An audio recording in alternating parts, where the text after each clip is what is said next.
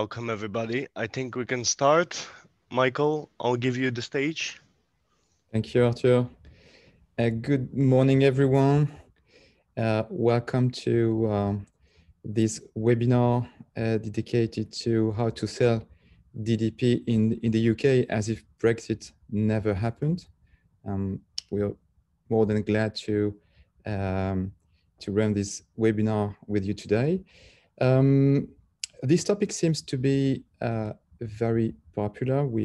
Even if we run a lot of webinars the other way around and explaining how to sell goods in the EU on a DDP basis, but we appreciate that a lot of EU exporters are very interested to sell their goods on a DDP basis in the UK as well.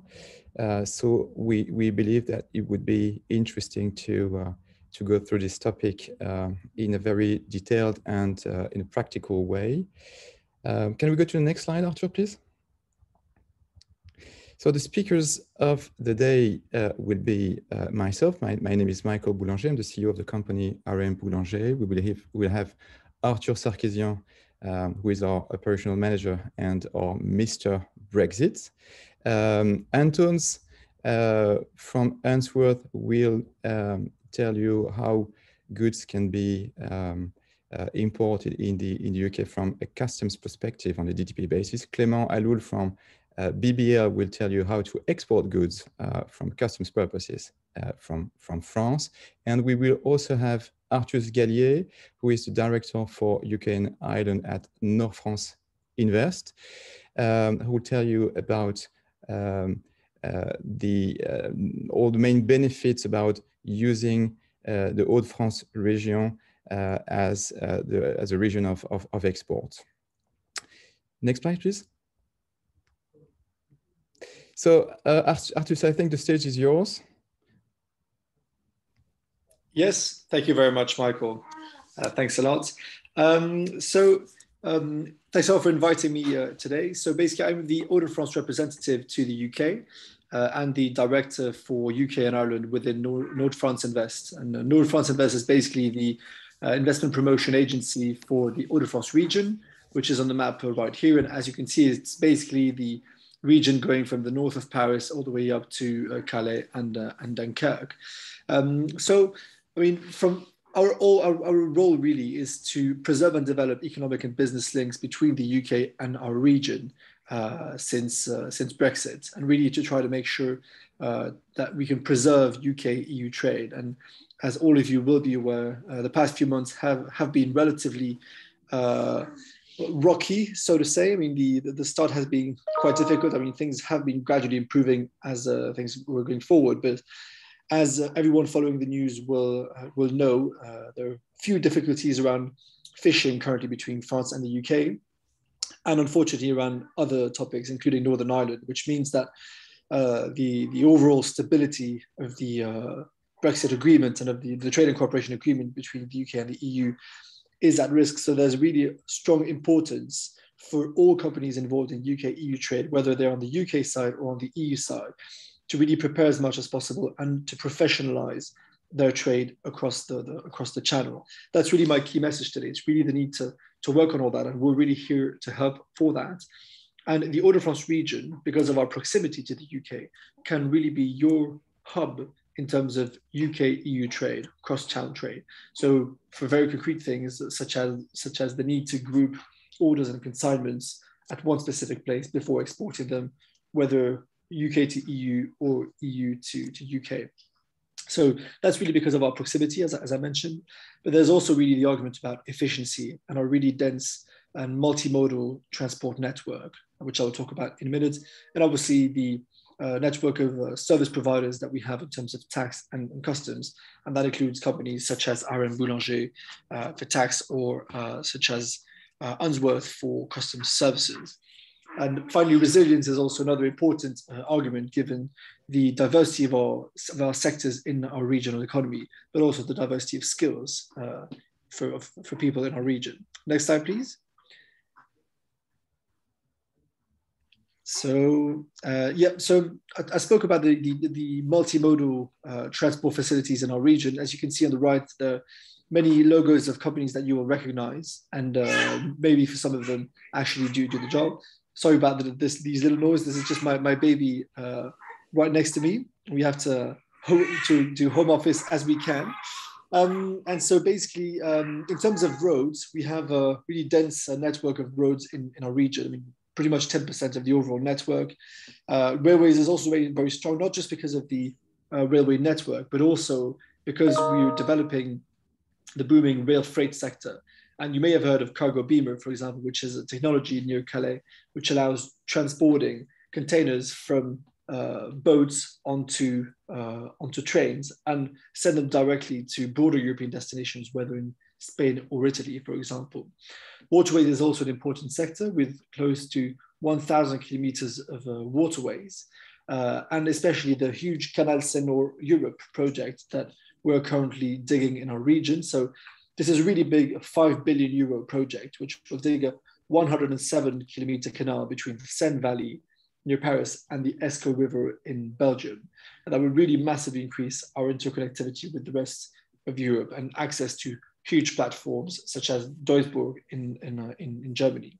And obviously ports, most of you will know the ports of Calais-Boulogne, Calais for roll-on, roll-off transport, Boulogne for everything related to fisheries, but also the port of Dunkirk, which is more for global interconnections and containers, and obviously the Eurotunnel for quick and speedy access to, either in the UK, EU or EU to UK side. So that's it for me, generally speaking, and obviously I'm happy to take any questions either now or later, and any sort of anyone wanting to discuss their own specific issues, obviously feel free to get in touch. I'll be very happy to go through that with you. Thank you very much. Thank you very much, Artus.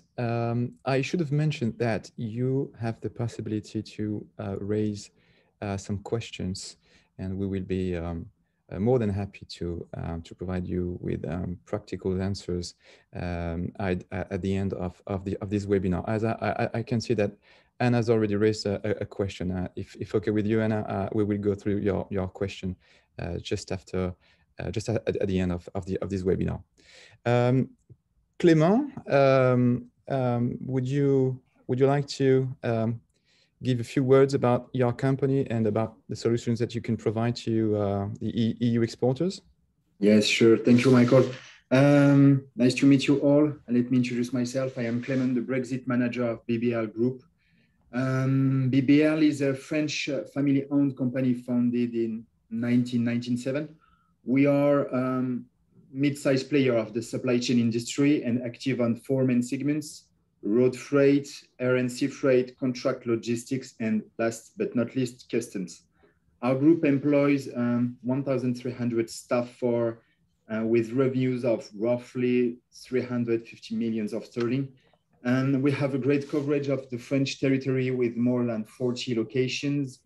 Of course, Paris, Lyon, Marseille, etc., but also smaller city available on our website.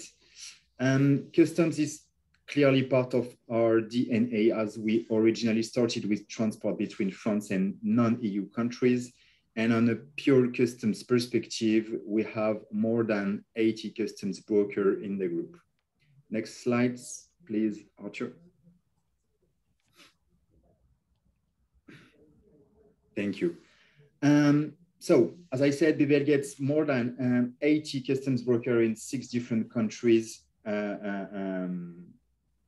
all over the EU. We offer a full customs service, we call here SAFE, from the securization of your customs process. I mean, commodity code classification, applicable regulation in France, according to the kind of products importing in the EU or exporting from the EU to the UK, to the empowerment of your services with kind of training and consulting services. So we are established in France, obviously, Switzerland, Belgium, Netherlands, Portugal, and Ireland.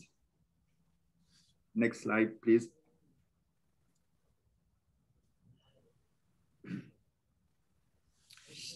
we clearly know how important it is today for European shippers to keep their British clients and make their life easier considering the customs border put in place. This is why here at BBL, we have invested in hiring customs experts to make the customs clearance process very smooth after the 1st of Jan. We have hired a 10 experienced customs broker dedicated for Brexit clearances only. So 10 of them are only raising every day Brexit clearances only. 3 of these guys are specialized in veterinary and phytosanitary processes. We are able to clear absolutely all kinds of goods, food and beverages, wine and spirits. We are excise agreed. We are able to clear POAO products, animal feed, and obviously general cargo. We are covering a full week assistance with a specific time slot. We are also able to automatize process, allowing clearance, very fast clearance of more than 100 or 200 commodity codes, which can be raised in a very, very short time. Yes, that's all for me. Thanks, everyone, and I let Anton continue the conversation. Hi, everyone. So yeah, Unsworth, we are a UK customs broker. So our volunteer will enable you to do clearances on your behalf in the UK. We will be the people actually doing the clearances. Lately, anything that comes into the UK, regardless of what it is, where it's coming from, as long as it's commercial goods, they need to be customs cleared. And this is what we're there for. We're not probably a usual customs broker, as in we don't sell customs clearance as a commodity. So it's not just the clearance for us. At the core, we're a supply chain company and we're a freight forwarder. So we're there to assist your business by not just doing the clearance, but doing it in a way that actually helps you deliver more goods, improve your service to your customers, etc., etc. To this extent, we've already improved our processes. So since February, all of our, well, the vast majority of our import declarations have been done the same day. If you've done your research about the current UK clearance processes, you would know that most companies actually take up to 175 days to complete their import declarations. We don't. We decided we want to be fully prepared for next year. I mean, we still can take the 175 days if we need to, but we decided we'll improve our processes and we'll do the process that's fit for next year. So I'll talk a little bit about how the process is going to look like next year. But the good thing is we're already ready to do it exactly like that. If I can have the next slide, please. On top of that, we've invested a lot in our visibility. So anything we do is available to you online instantly. That's declarations, any commercial documents, anything, literally anything you want on the job, it can be available to you online. It works quite cleverly with all the different customs statuses. So as soon as the truck crosses the border, you will see it online, in many cases before we know or before the driver has a chance to inform you. And it has the ability to upload documents, spot any exceptions. So if you want to monitor all of your shipments in the same place, that's probably the easiest way to do it. And if I can have the next slide, another thing we're developing is the portal for the hauliers to get the numbers of the import declarations. It's quite simple. They go in, put the EORI number and the invoice number, and it returns a number of the declaration. Why is this important? Go into the next slide. From the 1st of January, there's a new process for import into the UK. For those of you who do the shipments both sides, it will be very similar for the smart border process that's currently working entering France. From the 1st of January, you also have to do a bit more work entering the UK. So let's have a brief look at how it will be working. So first, you create the export declaration from the EU. That's something happening now already. You create an anticipated declaration or pre-lodged declaration using the UK customs terminology. This was the extent of your preparation so far. You did need to do a UK import declaration, but it wasn't checked at the border. From the 1st of January, you need to create an import declaration into the UK.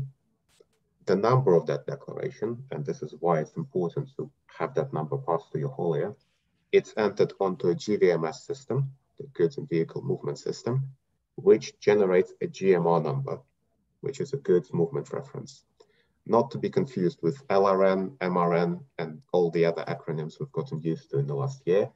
GMR is something new. This is what gets you into the UK. So that GMR number is passed to the ferry operator, same as currently drivers are scanning the export declarations from the EU. So it will be the export and the import in the form of GMR. And only then, if everything is in order, only then the truck is allowed on the ferry. So two things, really important to prepare your import declaration before the truck arrives at the border, ideally a few hours before. Secondly, it needs to be entered onto GVMS.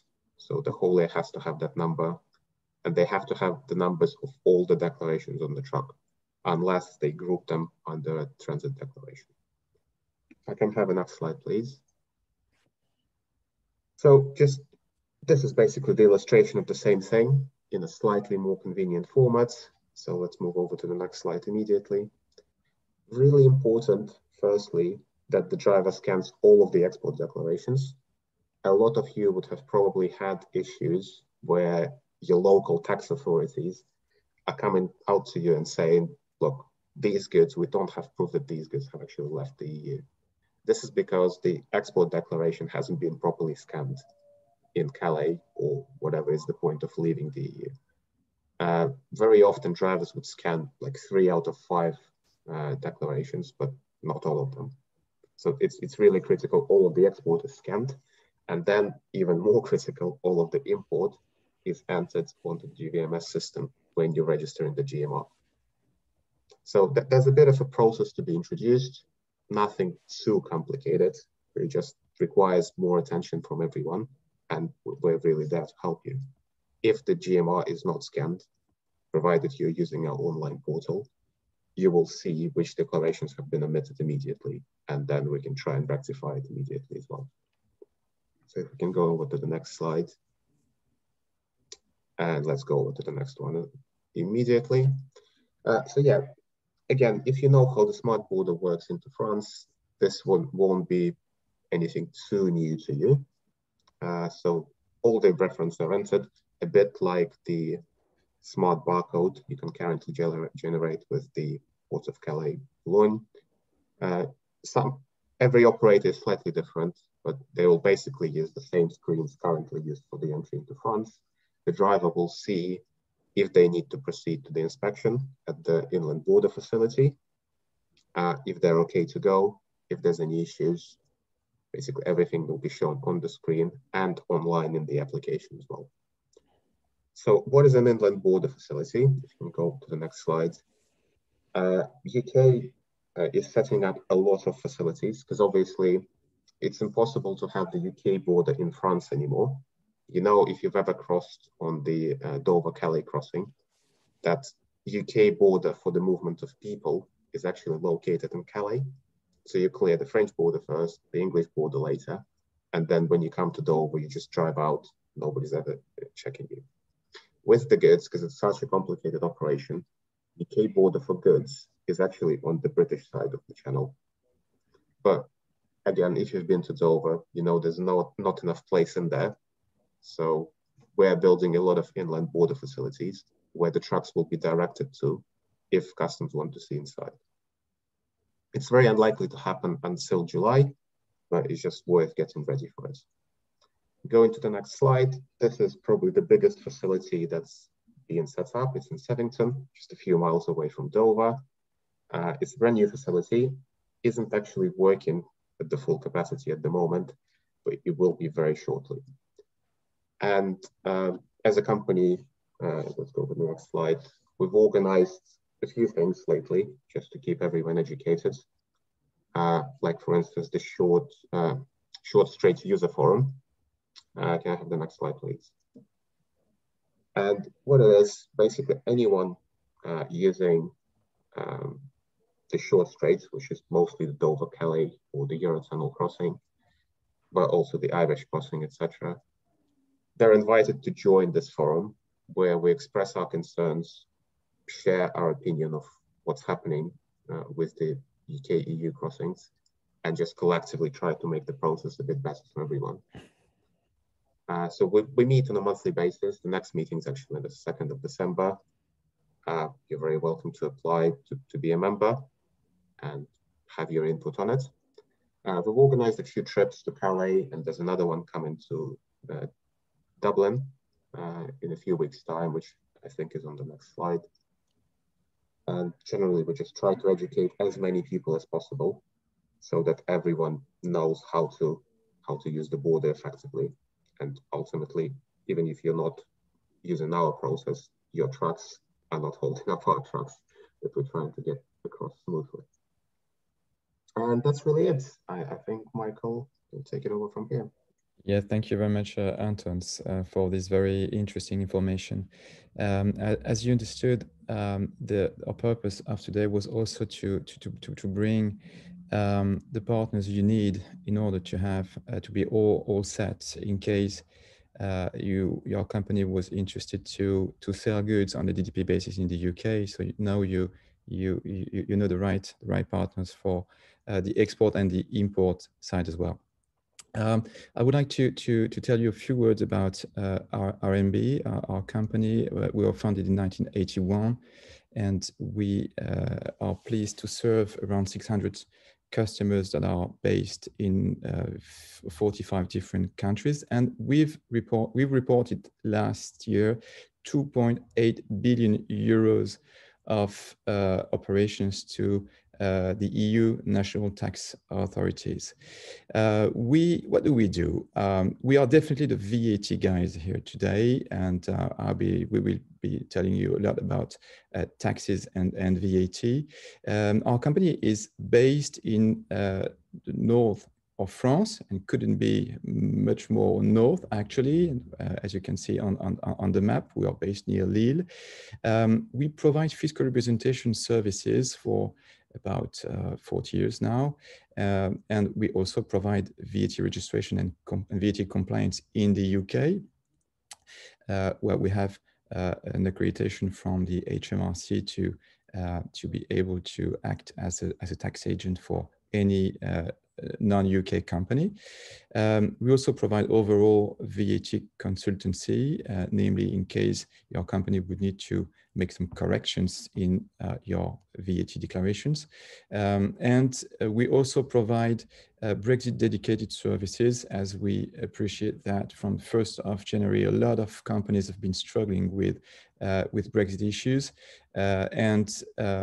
We are also acting as an economic operator in the EU for the EC marked products. You may know that both in the EU and the UK, if you're selling such products, you need to have an economic operator, a representative that will be responsible for providing information about your products to the national relevant authorities. So in a nutshell, we are assisting companies to trade within the UK as if Brexit never happened. And I will tell you what are our solutions about this. The Brexit has definitely had a huge impact on companies in two sides of the channel. And we identified 5 different bottlenecks that arise from Brexit, and some of these bottlenecks are customs related. You know that if you're selling products of any origin, you will probably need to provide a lot of more documents to the relevant customs authorities, especially in the UK when new regulations will take place next year. You have maybe already been facing some pressure on your supply chain and delivery times, and which creates a lot of administrative burden. But the fifth bottleneck is probably most important one, and it's about the fiscal liabilities that any exporter has when it comes to exporting goods in a different country. And VAT is an issue that needs to be managed very carefully in case you wouldn't be compliant from a VAT perspective. This could lead you to very serious problems in any country, and also in the UK. And our mission today is to tell you how you can take benefit from Brexit by selling your goods on a DDP basis, and how your company is fully able to sell goods in the UK without creating a permanent establishment in the UK. And this is fully possible thanks to the fiscal representation services. Next slide, please. So what is the reality from a fiscal point of view in the UK? Well, you know that B2B transactions are no longer seen as intra-community sales between the EU and the UK. We are now talking about export and imports between these countries. Customs duties need to be paid when goods are sold to the UK, unless, of course, your products would qualify as being UK origin products. They will attract import VAT in the UK, and some of your UK clients may require to be supplied on a DDP basis because they may be happy not to be involved in the customs process in the UK, and this is the reason why they would be probably very happy to receive your goods already customs cleared and sold on a DDP basis. So the mission of our company is to help you to map your flows and to list your obligations in terms of VAT and how your goods can be sold on a DDP basis, just like they were sold before Brexit. Next slide. Thank you, Arthur. So we have two big recommendations to make. The first one is to use the port of Calais. This port is brand new. We had the opportunity to organize a visit of this port last month, and we will have another one next week with more than 100 UK companies. And this port offers a lot of benefits for any EU exporters. And we also would like to insist on the fact that it may be very helpful for your company to have your goods exported from Calais, but also using France as a unique country of export, so that you wouldn't have to deal with all customs authorities in each country of departure. There is multiple ferry crossings each day and a lot of possibilities to ship your goods through the tunnel as well. So we believe that this port is probably one of your best options to have your goods sold from the EU to the UK. The second recommendation we would like to make today, thank you, Arthur. So the second recommendation we would like to make is to make your company the importer of record in the UK. And that is what the DDP Incoterm is about, so that your clients are not involved in the customs process, because your company would be taking care of the export process, but also of the import process in the UK. And your clients would be buying from you as if Brexit never happened, because the goods would be sold already customs cleared. This would allow your company to keep full control on your supply chain and on your delivery times, which is of course of great importance for your company and your clients. And using this system, your company will not be subject to any corporate tax in the UK, because your company would not have any permanent establishment in the UK. Your company would just have a VAT registration in the UK. So this would contribute to maintain a good position on the UK market compared to your competitors that wouldn't use such a solution. So in a very practical way, what do you need to do if you would be happy to sell your goods on a DDP basis? The first thing to do is, in any case, to obtain a GB ERI number. If your company is based in the EU, you more than probably already have an EU ERI number. You would need then to have another ERI number, a second ERI number, GB1. This is not a big deal. It can be obtained in less than 40 hours, in 24 hours, so sorry for this. And the second thing to do is to register for VAT and to appoint a good tax agent.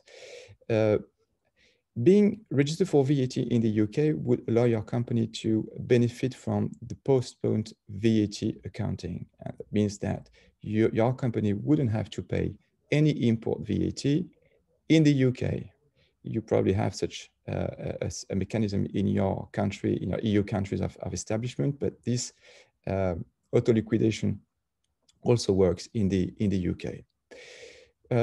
France has signed a very interesting mutual tax reciprocity between France and the UK that can be of great help.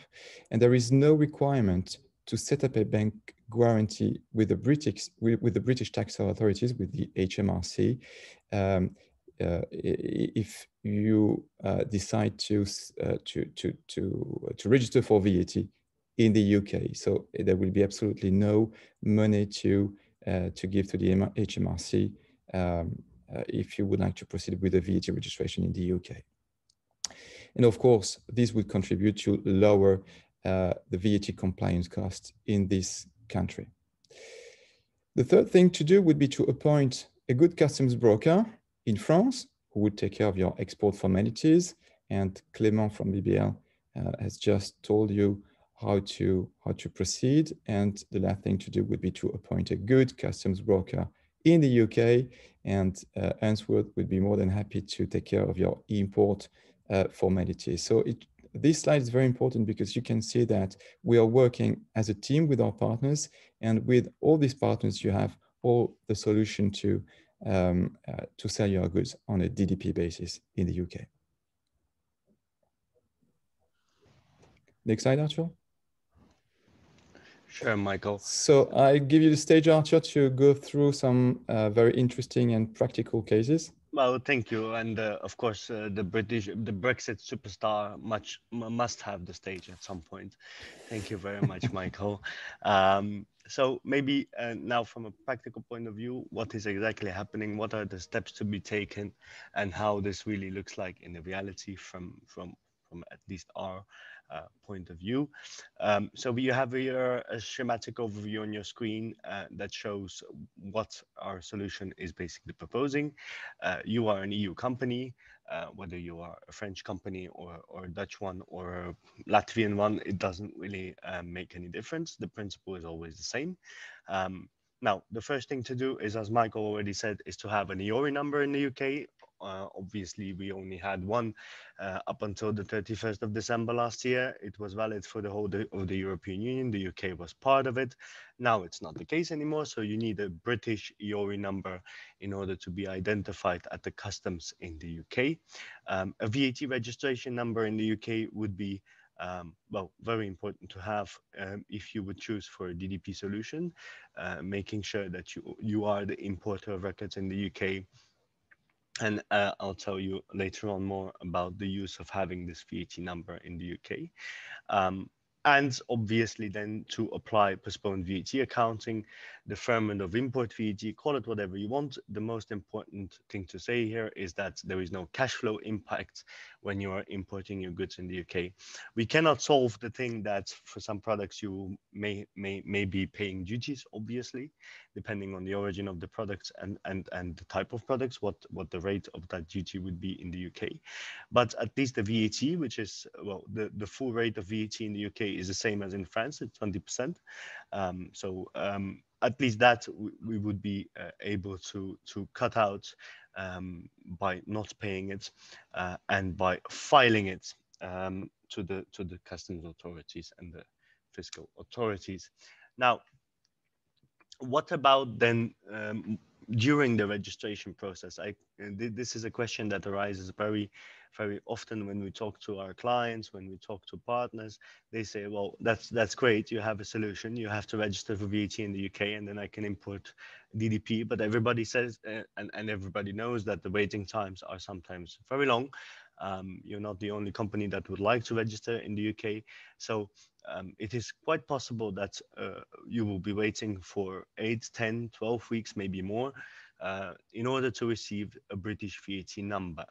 Can you import in the meanwhile? Yes, you can. And that's the beauty with maybe Great Britain, is that in many cases they are very practical.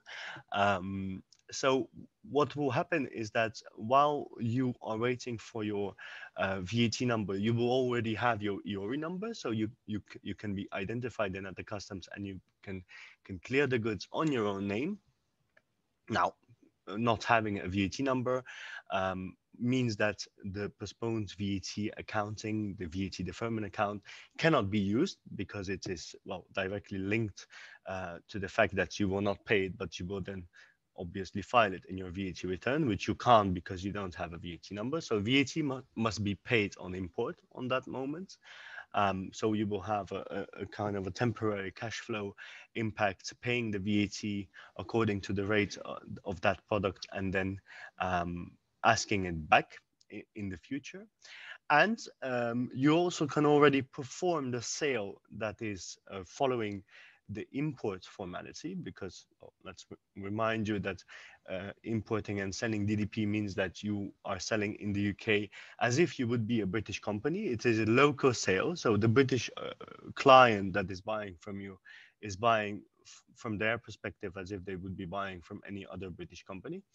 But because of the fact that you don't have a VAT number just yet, you can't invoice the VAT, which is maybe logical, because if you don't have a number, you don't have a registration, you don't have the right to account for it. So what you can do is issue a kind of a temporary invoice that says that you are in progress of VAT registration, and that the number will be provided in due course. But in the meanwhile, you just invoice the gross amount of the amount to be invoiced. So basically, this means that this amount includes the VAT that in the end would have been invoiced if you would have had a VAT number, but you don't make the difference on your invoice. So you just give one gross amount on your invoice, and this will be later on well, corrected once you will have your VAT number received in the UK. You will reissue the same invoice, now with a breakdown of, you know, the net amount, the VAT, and the gross amount on it.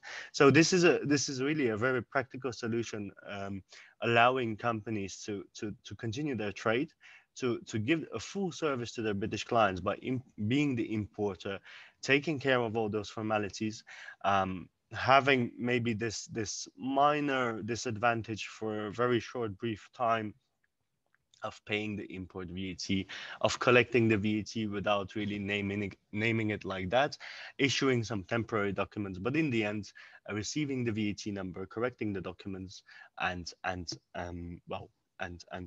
continue business as usual.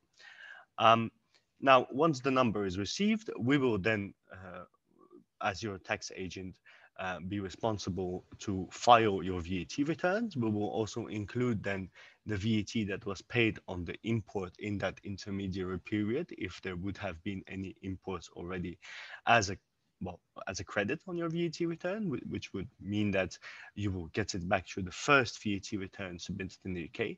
By the way, these are quarterly, normally in the UK.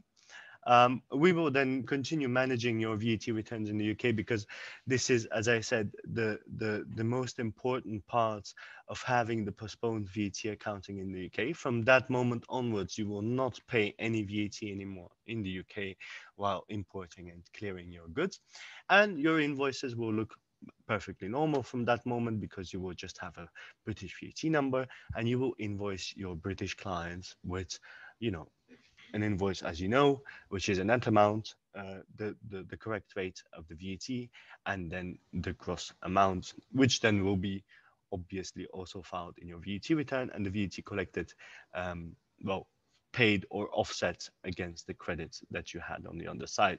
So really a simple, well, a straightforward approach, as you then are used to probably in your own country as well. Maybe just small remark to say before I forget, the VAT rates in the UK are quite different in this case. That, well, the full VAT rate, of course, is 20%, just as it is in France, but they do have a lot more products in the UK that are zero rated, for example, which we in France or in other countries, Belgium, Germany, etc., have maybe a reduced rate.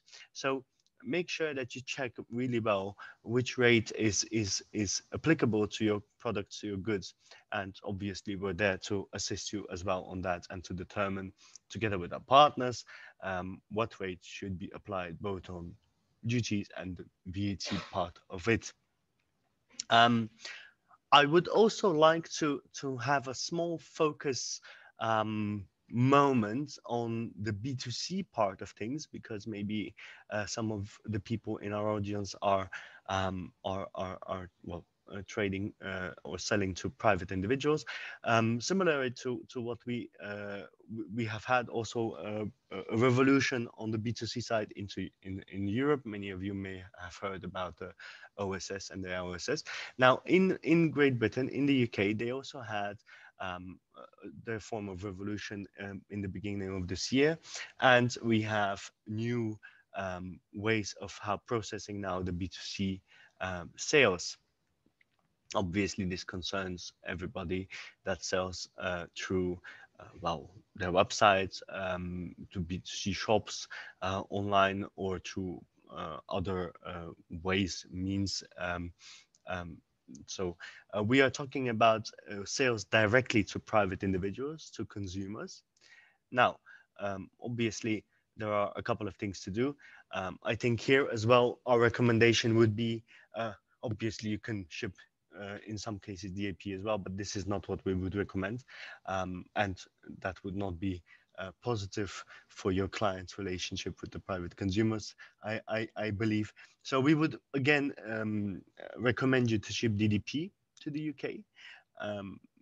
We would again recommend you to basically apply the same schematic overview that we had just now. There are just a couple of how do you say that? Well, differences with what we have discussed right now. So we do need an EORI number. We do need a VAT number. Any goods that are imported in the UK attract British VAT, obviously. You are selling to private individuals, so there are really no other exception rules. You have to collect VAT on that. There is one thing to say about the revolution that they had in Great Britain about B2C sales, is that if you are selling values below £135, so goods that or packages that are less than £135, which is more or less 150 euros, you have the obligation in any case to be VAT registered in the UK. Whether you are selling DAP or DDP, it doesn't really matter. The seller will be responsible in any way for the import formalities and subsequently for the VAT, in order to collect it and to pay it then to the British authorities. And then what concerns the packages above 135 euros, theoretically, of course, you could choose to ship those DAP, but again, here it would be really a recommendation to ship that DDP as well. Same thing, clear them on your own name and then sell it as a local sale to the private individual. In many cases, companies sell very often goods above and below this certain value. So it would really, in reality, and this is what I saw with many of my clients, in reality, it would really complex your internal processes of determining, was that package really this or that value? What should we apply? I think it would be much easier for everybody and much more, well, fun for the private consumer receiving the goods, knowing that everything is paid, everything is cleared. They don't have to pay anything to the postman or whatsoever. And you, at the same time, you keep control on the full supply chain, and you service your clients in a most positive way. That the part for what concerns B2C part, and maybe just a way to finish in a recap way again. I think here during our webinar we have repeated several things several times. This is the recap of it. Always check the VAT rates in the UK, regardless whether you're selling B2B or B2C. There are no reverse charges for local sales by non-established companies, just as we know in France, for example, or in Belgium. So there is always a VAT rate to invoice. Make sure that you know which one it is. Make sure that you are the importer of records, and make sure that the conversation is clear with your clients. But we would really press and recommend, based on our on what we have seen in our experience for the last year, DDP is really the way to go. It will really well limit the bottlenecks and the possible pitfalls that you can have, especially knowing that well, multiple companies are involved. You have the haulier, you have the customs workers from both sides, you have us, the transport company, maybe a logistics center. It would be so much easier for everybody, and it will in the end cost much less than using some other forms of deliveries to the UK. And you remain a European company in that case. You remain a company, for example, a Belgian one or a French one. A VAT obligation, a VAT registration only has as a consequence that you have to file VAT returns. There is no even subject to or talk about corporate taxes in the UK. This is really out of scope for European companies that just have a VAT registration number. So that would be it for me. DDP is the way to go. We would really recommend that, together with our partners, and doing our best every day to service you guys as best as we can. So Michael, we are at the end of this presentation. I hope you enjoyed. Maybe take some time now to answer some questions. Absolutely. Thank you very much, Arthur, for this very, very clear information. Very pleased to have you as our in-house Mr. Brexit, always. We have a couple of questions. First question is from Anna, who says, an EU company A sells goods to GB company B on DDP terms. This commodity code attracts zero rate VAT. My question, does company A has to register for GB ERE and GB VAT number and make any reports, declarations to HMRC with regards to these supplies? So I will take this one, Arthur. So the answer, Anna, is yes. Even if your company is selling goods that attract zero VAT rate, they need to be reported in a UK VAT declaration. And this is the reason why your company needs to register for VAT in the UK to report these transactions to the HMRC. And as regards to your question about the ERE number, the answer is yes as well. Your company will need to have an UK ERE number, because this number will give you the possibility to be the importer of your goods in the UK, and this is probably the first thing you will need to do.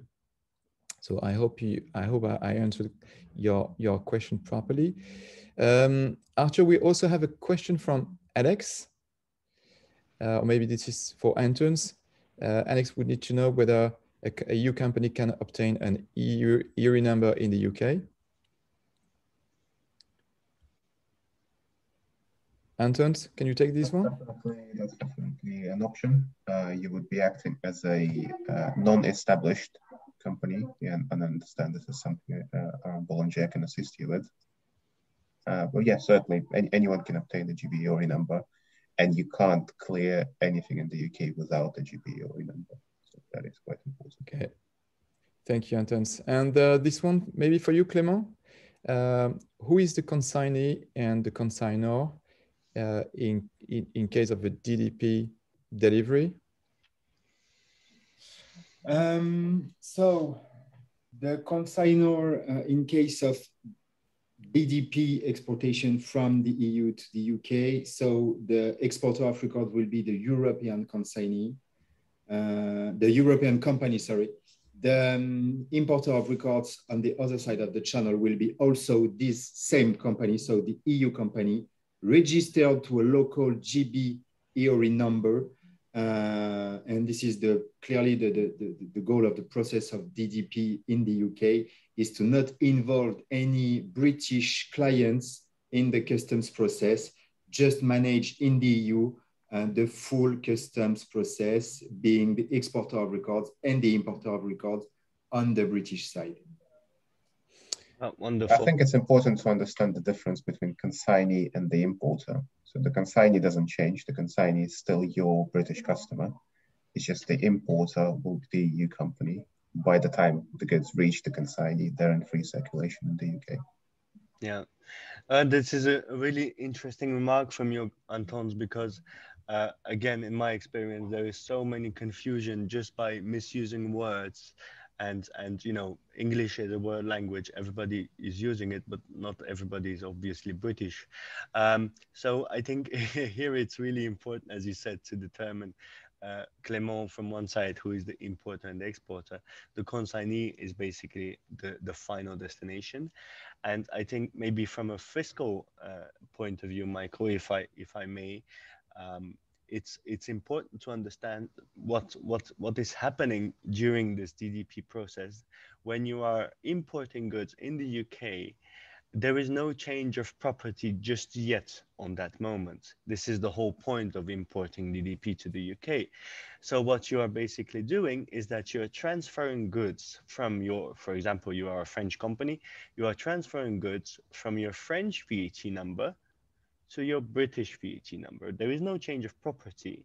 And this is why very clearly Clément has said that in both cases, both the exporter and the importer must be the same European company. This is what is happening. You are transferring your goods from one VAT number to another. And so from a British perspective, when we are doing our part of the job, this is a kind of a, well, purchase. It's not really a purchase because it comes from yourselves, but this is the inbound flow, both from a customs point of view and also from a fiscal point of view. I hope this makes sense as well. Thank you very much, Arthur, for this additional explanation. We have a last question, or maybe it won't be a last one, from Jose Cartoso, who asking if Ainsworth can also clear excise products like wine to a bond warehouse in the UK. Antons, can you take this one? Yeah, and it's not an easy answer, unfortunately. We can, but we have very limited capacity. So I understand you would need like the proper excise clearance with EMCS registration, etc. So at the moment, we're almost full for alcohol. So we can probably sneak in a couple of loads a week, but that's really about it. Unfortunately, we're not really looking for more alcohol to clear. Excise products are always a very sensitive issue because on top of VAT, on top of customs, you need to deal with another very complicated topic. And in our experience, there are very few companies in the UK being able or willing to clear excise products just because of just because these goods are so sensitive. Jose, we may have some other solutions for you in case Ainsworth couldn't take your goods.